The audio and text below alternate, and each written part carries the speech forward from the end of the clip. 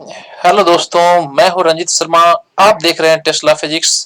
चलिए हम शुरू करते हैं अपने क्लास 12 ऑब्जेक्टिव के लेक्चर नंबर 7 को। इस सीरीज में हम लोग डिस्कस करेंगे 10 या 15 ऐसे वीबीआई ऑब्जेक्टिव क्वेश्चन जो बिहार बोर्ड के 2023 के एग्जाम में तो डेफिनेटली पूछे जाएंगे। तो चलिए शुरू करते हैं। ये रहा आपके सामने पहला ऑब्जेक्टिव आपके स्क्रीन पर। आप इसे बनाएंगे और आपका जो आंसर होगा आप कमेंट बॉक्स में कोट करेंगे। चलिए मैं आपको 2 सेकंड देता हूं इस क्वेश्चन को बनाने के लिए। किसी माध्यम की आपेक्षिक परावैद्युतता अर्थात एप्सिलॉन आर क्या होती है? ठीक है ना। आपके सामने ऑप्शन जो दिए गए हैं वो ये है कि एप्सिलॉन बटे एप्सिलॉन नोट। बी में दे रखा है एप्सिलॉन गुने एप्सिलॉन नोट। सी में दे रखा है एप्सिलॉन प्लस एप्सिलॉन नोट। और डी में तो दे रखा है एप्सिलॉन माइनस एप्सिलॉन नोट। ठीक है, तो क्या आंसर होगा आप सभी कमेंट बॉक्स में टाइप करें, मैं तब तक आपका आंसर तैयार करता हूं। ठीक है, इसका जो आंसर होने जा रहा है बाबू, वो आप सब लोग जानते हैं होंगे कि एप्सिलॉन आर जो होते हैं, जिसे हम रिलेटिव परमिटिविटी कहते हैं, वो क्या होता है? तो वो होता है एप्सिलॉन बाई एप्सिलॉन नॉट। ठीक है, तो इस हिसाब से इसका आंसर जो बनता है वो कौन सा बनता है? वो ए बनता है। क्या बनता है? ए। ठीक है, कोई दिक्कत? चलो इसके आंसर चेक करे जाएं। ठीक है ना, आंसर कहां पर दे रखा है? यहाँ पर। ठीक है ना, आप देख सकते हैं कि इसका आंसर क्या है? ए है। ठीक है, तो चलो आप इसे अच्छा से मेमोराइज कर लेंगे। अगर आपको ये वीडियो थोड़ा भी फायदा पहुंचाता है तो इसे लाइक शेयर और सब्सक्राइब करना ना भूलें। ठीक है, इससे हमारी चैनल ज्यादा से ज्यादा बच्चों तक पहुंच पाएगी। ये अपनी तरह का एकलौता चैनल है जिसमें हिंदी माध्यम, विशुद्ध हिंदी माध्यम में सभी ऑब्जेक्टिव डिस्कस किए जाएंगे। 2500 ऑब्जेक्टिव कम नहीं है बच्चों। चलिए सेकंड नंबर क्वेश्चन देखा जाए कि विद्युत फ्लक्स का एस आई मात्रक क्या होता है? ठीक है ना, विद्युत फ्लक्स की फार्मूला आप लोग को याद है। ठीक है ना, विद्युत फ्लक्स को हम लोग फाई से डिनोट करते हैं। किससे डिनोट करते हैं? फाई से। और फाई जो होता है वो क्या होता है? ये होता है ई एस कॉस थीटा। ठीक है, कॉस थीटा का तो कोई यूनिट होता नहीं है। अब कॉस थीटा का यूनिट नहीं होता है तो यूनिट तय होगा किससे? तो ई से और एस से। ठीक है ना, यहाँ पर ई क्या होता है? Electric field. और एस क्या होता है? एरिया। ठीक है, तो इलेक्ट्रिक फील्ड की जो यूनिट होती है वो होती है वोल्ट पर मीटर। और एरिया की जो यूनिट होती है वो कितनी होती है? Metre square. ठीक है, तो एरिया की यूनिट मीटर स्क्वायर होती है। अब क्या कर लेंगे आप? इस एम से इस स्क्वायर को कट कर लेंगे तो बोल्ट इंटू मीटर आ जाएगा। क्या आ जाएगा? Volt into metre. ठीक है ना, तो बोल्ट इंटू मीटर आपका क्या कहां पर आंसर दे रखा है? बी में। ठीक है, बोल्ट इंटू मीटर कहां पर आंसर दे रखा है? बी में। अब चलो आंसर चेक करते हैं कि बुक ने क्या आंसर दे रखा है। ठीक है ना, बिल्कुल इसका बी दे रखा है। ठीक है, इसका आंसर क्या दे रखा है? बी। ठीक है, उम्मीद है आपको कोई डाउट नहीं हुई होगी। आपने पढ़ रखा है कि फाई जो होता है वो ई एस कॉस थीटा होता है। ठीक है, कॉस थीटा की कोई यूनिट नहीं होगी। ठीक है, चलिए नेक्स्ट क्वेश्चन की ओर बढ़ते हैं। नेक्स्ट क्वेश्चन क्या कर रहा है? ठीक है, नेक्स्ट क्वेश्चन कर रहा है कि निम्नलिखित में किस राशि का मात्रक वोल्ट प्रति मीटर होता है? ठीक है ना, अभी देखो, अभी तो ये क्वेश्चन करा है अपन ने। ठीक है ना, ये वोल्ट पर मीटर किस चीज किसका ऐसा यूनिट लग रहा है? इलेक्ट्रिक फील्ड का ना। वोल्ट पर मीटर किसका है? तो इलेक्ट्रिक फील्ड का। तो इसका तो सीधा ही आंसर आ जाएगा इलेक्ट्रिक फील्ड। तो इलेक्ट्रिक फील्ड कहां पर है? यहाँ इलेक्ट्रिक फील्ड आंसर में है डी पे। किधर है आंसर? डी पे। ठीक है, तो आंसर नंबर डी पे है इलेक्ट्रिक फील्ड। ठीक, कोई दिक्कत? चलिए इसका भी आंसर चेक कर ही लिया जाए। ठीक है, इसका आंसर कहां पर दे रखा है? यहाँ डी।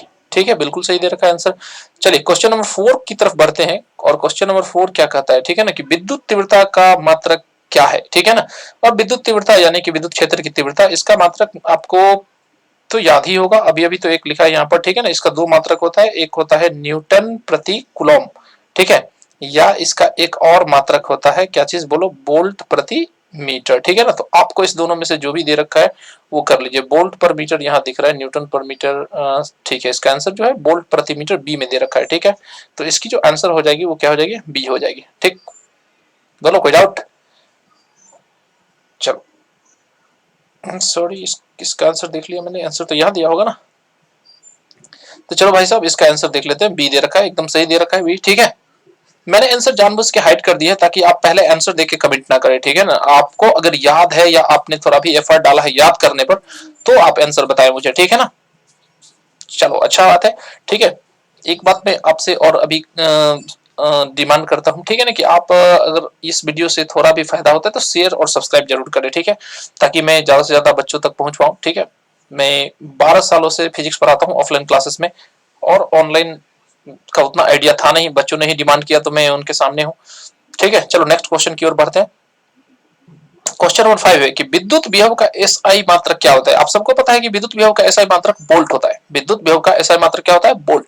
और वोल्ट जो है, मैंने आप लोगों को पढ़ा रखा है या आपके टीचर ने आपको पढ़ा रखा होगा कि 1 वोल्ट जो होता है वो क्या होता है? ये होता है 1 जूल प्रति कूलम। ठीक है, यानी जूल पर कूलम को ही लोग क्या बोलते हैं? वोल्ट बोलते हैं। ठीक है ना।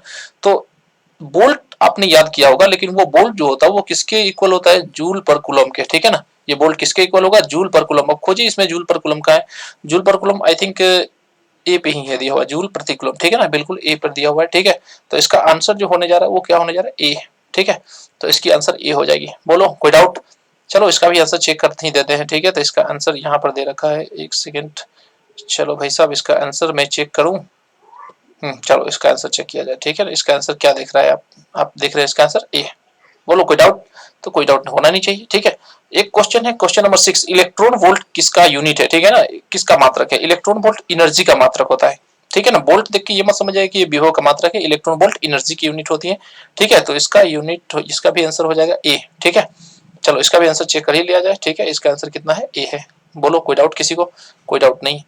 ठीक है, नेक्स्ट क्वेश्चन है कि परावैद्युत सामर्थ्य का एसआई मात्रक बताइए। बहुत ही ट्रिकी क्वेश्चन है, बहुत ज्यादा बच्चे इसमें गलती कर देते हैं। ठीक है ना, परावैद्युत सामर्थ्य क्या होता है? ठीक है ना, ये इलेक्ट्रिक फील्ड होती है जहां पर जो कोई भी कुचालक सस्टेन कर सकता है। ठीक है ना, that maximum electric field which can which any non conductor can sustain. ठीक है ना, तो हम क्या बोल सकते हैं कि ये इलेक्ट्रिक फील्ड है। तो इस तो परावैद्युत सामर्थ्य बेसिकली एक इलेक्ट्रिक फील्ड है, तो इलेक्ट्रिक फील्ड की ही यूनिट, इसकी भी यूनिट होगी।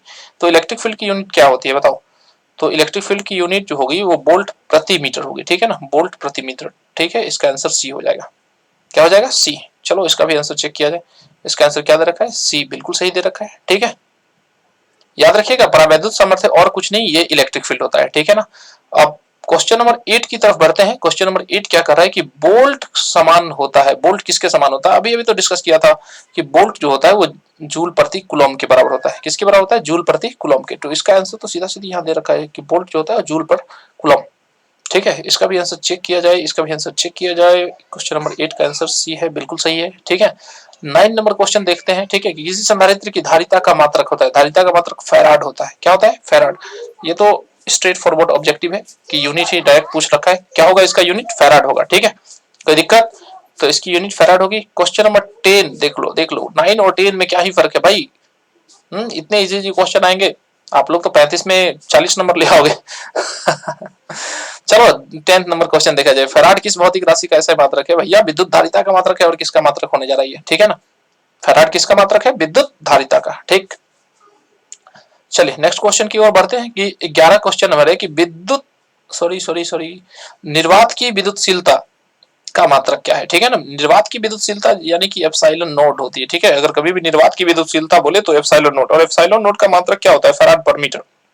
ये क्वेश्चन बिहार बोर्ड में आया हुआ है। ठीक है, ये फैराड पर मीटर होगा, फैराड प्रति मीटर, फैराड प्रति मीटर। ठीक है ना, इसका आंसर भी हो जाएगा सी। ठीक है, चलो आंसर चेक कर लेते हैं कि सी दे रखा है या क्या दे रखा है। ठीक है ना, बिल्कुल सी दे रखा है। ठीक है, बिल्कुल भी सी आंसर दे रखा है।